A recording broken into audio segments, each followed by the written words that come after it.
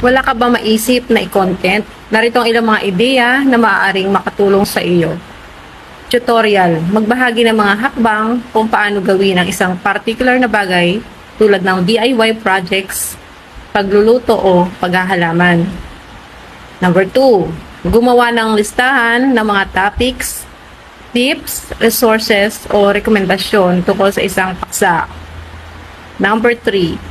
Isulat ang opinyon sa isang libro, pelikula, produkto o kahit na anong bagay na interesado ka. Number 4. Ibahagi ang iyong personal na kwento, karanasan sa iyong buhay. Number 5. Magbahagi ka ng mga quotes, inspirational na mensahe o kaya kwento ng tagumpay. Number 6. Ibahagi mo ang mga kaganapan sa likod ng kamera o proseso sa paggawa ng iyong content. Number 7, magbahagi ka ng mga karanasan sa mga lugar at mga tips mula sa paglalakbay. Number 8, magbigay ng opinyon at rekomendasyon tungkol sa mga produkto na ginagamit.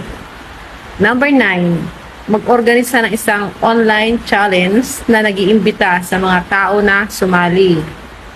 Number 10, gumawa ng mga kwento nagbibigay aral sa mga tao. Tandaan nyo guys na huwag kalimutang